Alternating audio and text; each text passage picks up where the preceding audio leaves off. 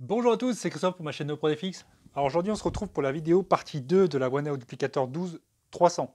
Alors du coup c'est la grande sœur de la 230 qui est ici, que vous pouvez apercevoir derrière là. Alors la 300 nous apporte quand même un volume un peu plus intéressant, du coup on peut faire des prints un peu plus gros, déjà des choses que je n'aurais pas pu faire sur la 230. Moi qui imprime beaucoup de pièces pour les droïdes que je fabrique, hein, les BB-8, les R2D2 et tout ça, là je m'en suis essentiellement servi pour faire des pièces pour BB-8. Parce que je suis en train de refaire une sphère que je vais vous présenter plus tard. J'ai imprimé une partie sur celle-ci, j'ai imprimé une autre partie sur la LK5 Pro que je vous présente la semaine prochaine, et j'ai imprimé deux pièces sur la Tenlog TLD3 Pro que j'ai aussi à côté. Ça me permettait d'avoir, on va dire, moins de temps d'impression parce que sinon le projet c'était 15 jours encore. Il me reste encore pas mal de panneaux comme ça à imprimer, donc du coup, là il y en a qui sont en train de s'imprimer en haut. Là j'ai poussé vraiment la machine, on va dire, à fond au niveau de la taille de ce qu'elle peut faire. J'ai également imprimé une petite figurine que je vais vous montrer juste après. Alors, du coup, qu'est-ce qu'il y a d'intéressant sur cette machine-là et est-ce qu'elle vaut le coup? Je vais vous répondre tout de suite. C'est pas compliqué. Pour moi, la OneNote Duplicator 12 300 m'a surpris. Parce qu'en fait, niveau qualité, elle fait des belles pièces. C'est pas non plus le très haut de gamme hein, de l'impression 3D, mais elle fait des belles pièces qui sont, on va dire, pour moi, c'est des pièces que je peux travailler directement dessus. J'ai un petit peu de bavure sur certaines pièces là que j'ai pas fini d'enlever, parce qu'en fait, il y avait des supports en dessous. Il y a des petits supports que je dois enlever là. Mais après, franchement, elle m'a fait des belles pièces. Les pièces là sont imprimées comme ça. C'est pour ça que je vous dis qu'il y a des supports. Parce qu'en fait, il y a un petit rebord ici là. C'est imprimé dans le vide comme ça. Et on va dire qu'il y avait un petit support qui tenait comme ça. Après, tout le reste, ça s'est fini dans le vide.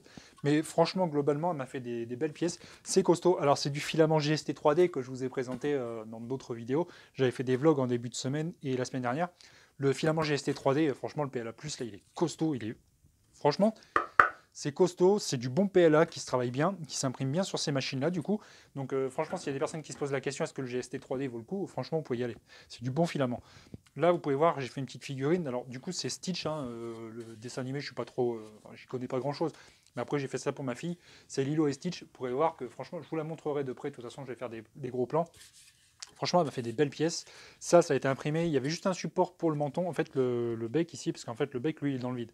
Donc, du coup, il y avait que ça qui avait des supports. Les oreilles, ça s'est fait comme ça, hein, c'est dans le vide. Donc, enfin, je veux dire, c'est dans le vide, mais c'est en pente qui monte. Donc, du coup, bah, la ventilation fonctionne bien pour ça.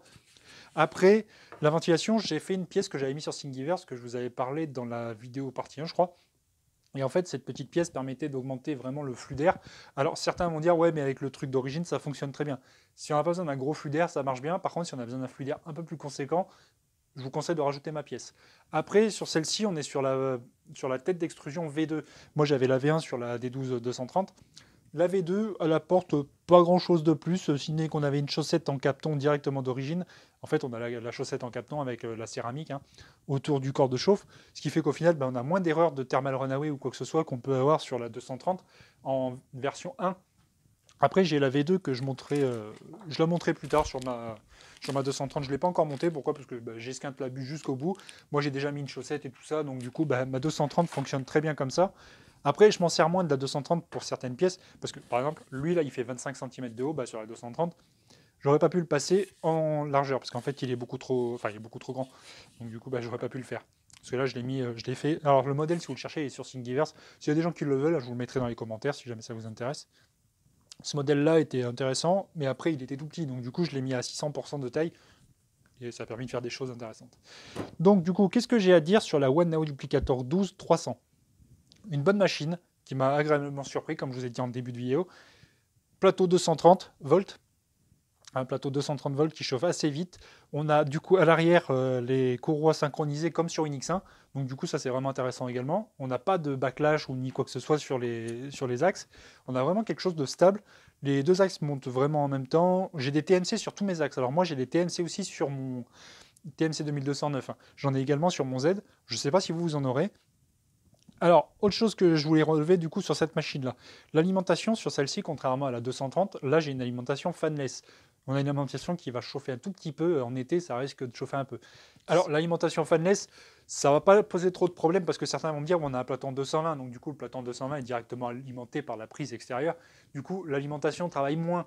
Mais une alimentation avec un ventilateur, c'est quand même un peu mieux quand on est en été, surtout parce que des fois, bah, on peut monter des températures assez élevées. Moi, dans l'atelier, je me souviens que quand je suis sous la toiture, bah, l'été, ça peut monter vite à 35-40 degrés quand ça chauffe bien. Et les alimentations, bah, du coup, bah, ça va chauffer un petit peu aussi. Les transformateurs et tout ça. Et ça peut arriver que l'alimentation se mette vite à commencer à siffler et à faire des trucs comme ça parce qu'elle chauffe. Donc du coup, on verra dans le temps si ça tient bien. Moi, de toute façon, l'imprimante, après, elle va tourner en permanence quasiment. Je m'en sers beaucoup. Je me sers de celle-ci, de la LK5 Pro, du coup, maintenant, et aussi de la Tenlog. J'ai les trois qui tournent en permanence. Là, je suis en train de faire tous mes panneaux de BB8 qui me restent à faire, les circulaires comme ça. Alors, les circulaires, pour les faire passer sur cette machine-là, j'en ai un peu chié quand même, tout simplement parce qu'en fait, je suis au maximum de la surface d'impression de la machine, et en fait, le plateau fait 31. Là, la pièce fait 29,9, donc du coup, c'est vraiment la limite.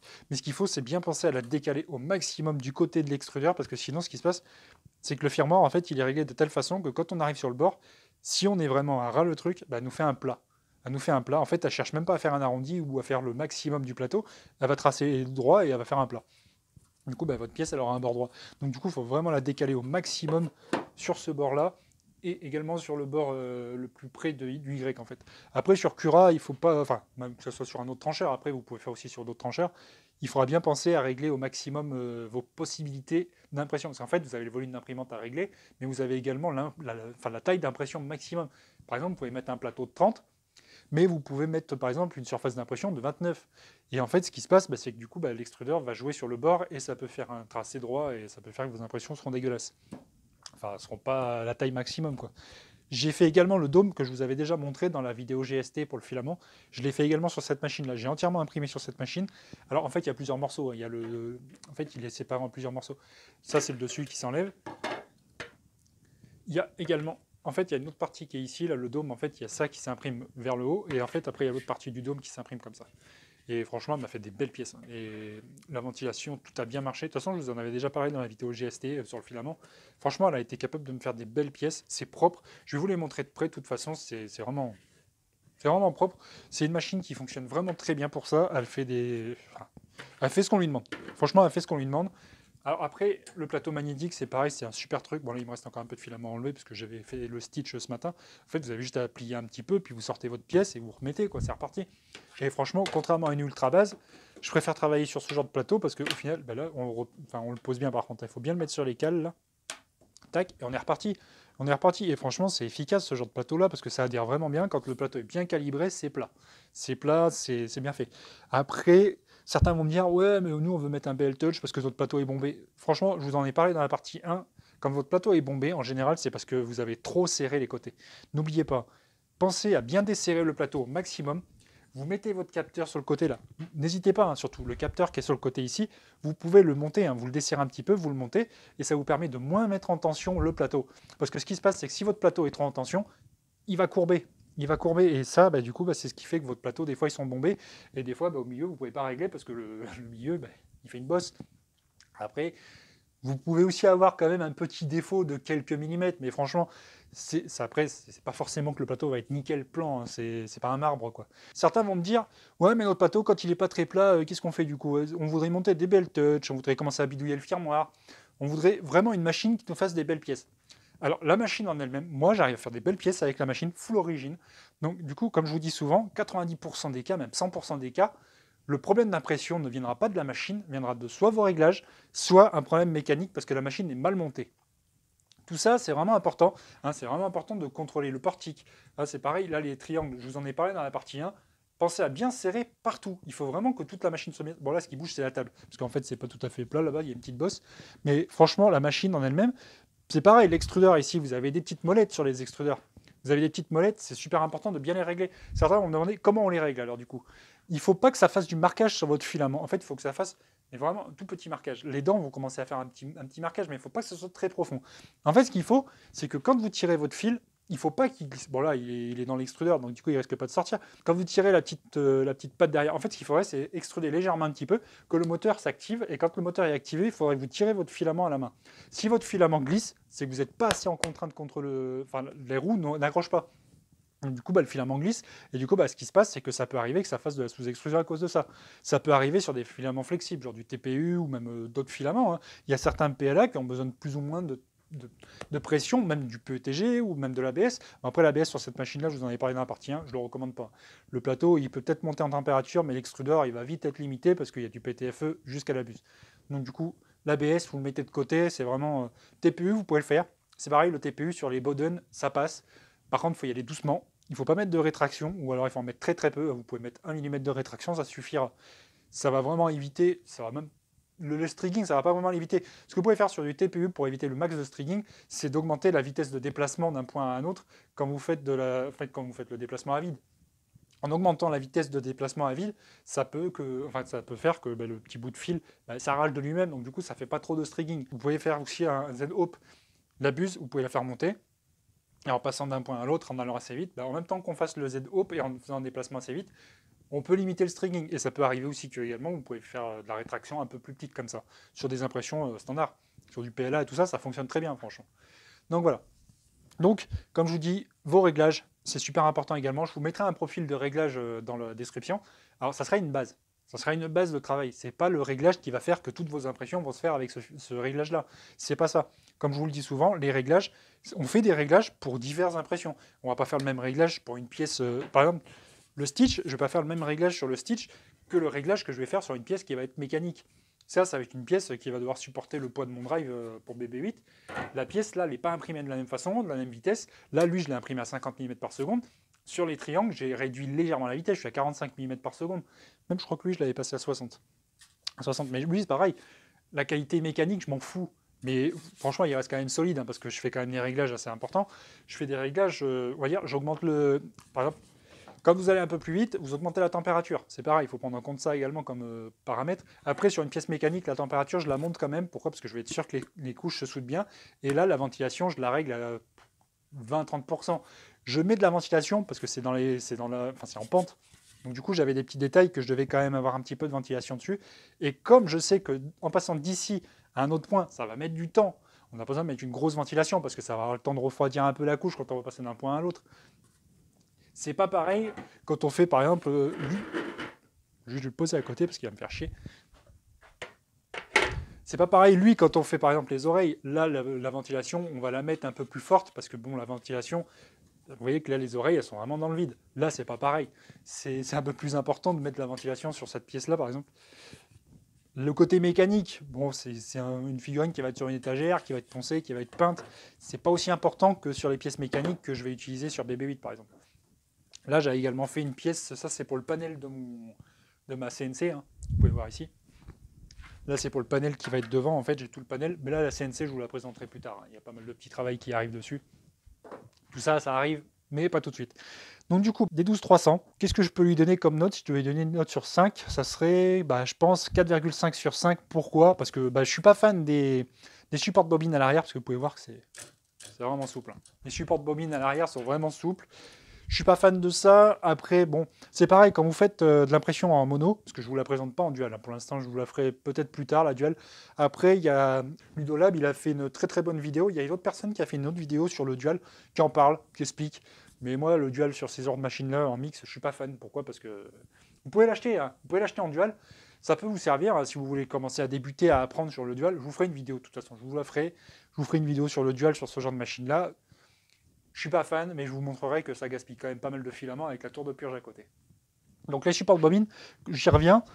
En fait, sur le deuxième extrudeur, si vous n'en servez pas, n'oubliez pas de mettre un petit bout de filament dans le capteur de fin de filament. Parce qu'en fait, ce qui se passe, c'est que si vous n'en mettez pas, les deux capteurs de fin de filament utilisent le même connecteur sur la carte mère. Ce qui fait que s'il n'y en a pas dans le premier, en fait, le deuxième va détecter qu'il n'y a pas de filament et du coup, ça va vous faire une erreur. C'est pour ça que c'est super important de ce côté-là.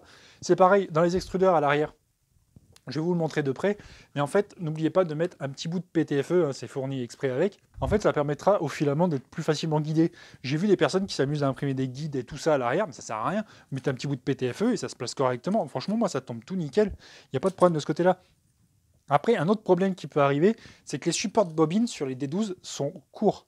Ce qui fait que si vous avez des bobines un peu plus larges, comme moi j'utilise, par exemple j'utilise des bobines de SOVB, les bobines de SOVB sont légèrement plus larges, ce qui fait que le tube ne passe pas. Alors, vous pouvez récupérer un tube sur une autre bécane si vous en avez une autre à la maison, sinon il faudra imprimer un autre support de bobine et le poser à côté. Ça, après, de toute façon, les supports de bobine de ces machines-là, je ne suis pas fan.